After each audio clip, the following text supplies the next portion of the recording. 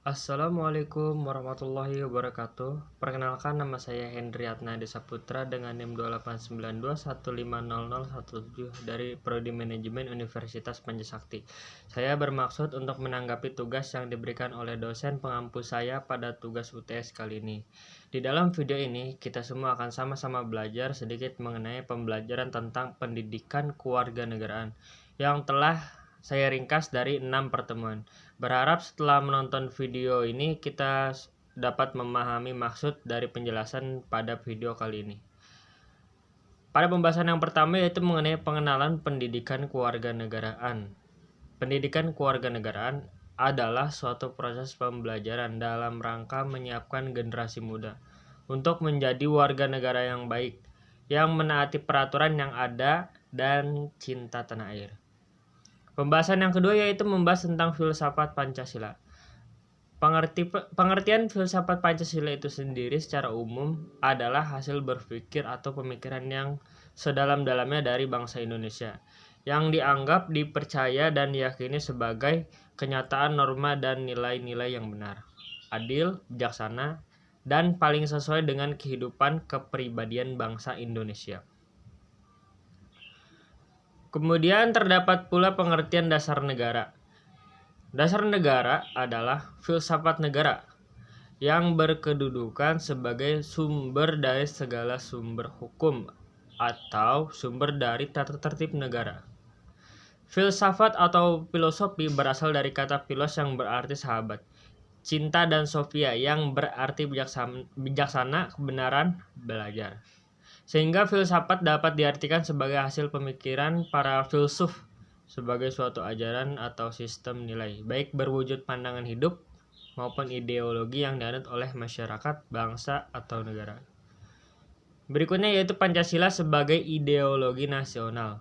Pengertian ideologi itu sendiri sebagai bangsa dan negara Indonesia. Pancasila pada hakikatnya merupakan suatu hasil penuangan atau pemikiran seseorang atau sekelompok orang.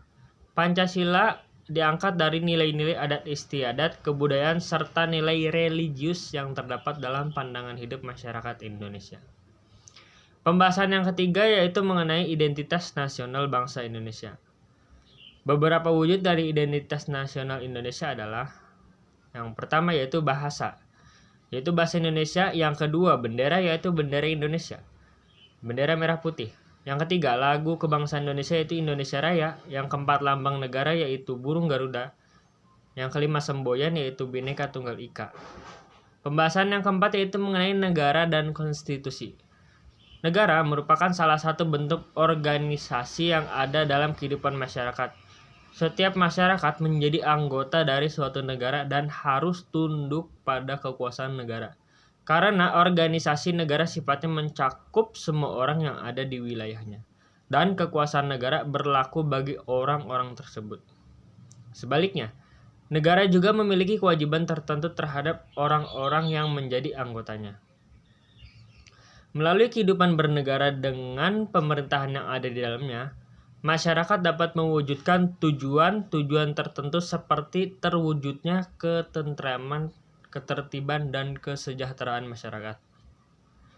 Tanpa melalui organisasi negara, kondisi masyarakat yang semacam itu sulit untuk diwujudkan karena tidak ada pemerintahan yang mengatur kehidupan mereka bersama. Pembahasan yang kelima yaitu mengenai hubungan nilai dan norma. Apabila kita membahas tentang norma, tidak dapat kita lepas dengan nilai. Hal itu dikarenakan norma dan nilai merupakan satu kesatuan yang utuh dan tidak dapat dipisahkan.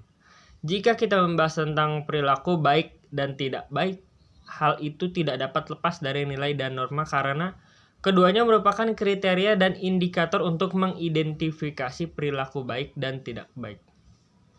Pembahasan yang keenam yaitu mengenai pengertian hak dan kewajiban warga negara,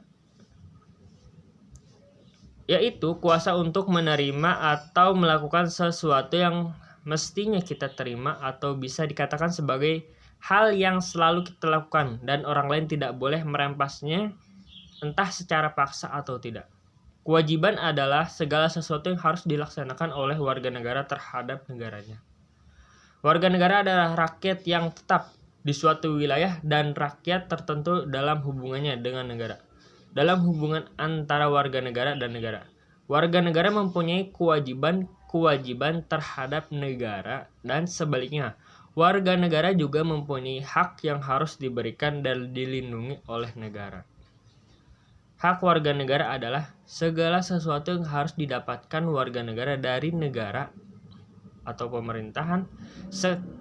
Sekian ringkasan yang bisa saya sajikan dalam sebuah video ini. Semoga dapat kita pahami dan bermanfaat bagi kita semua. Terima kasih saya ucapkan karena telah menonton video ini. Wassalamualaikum warahmatullahi wabarakatuh.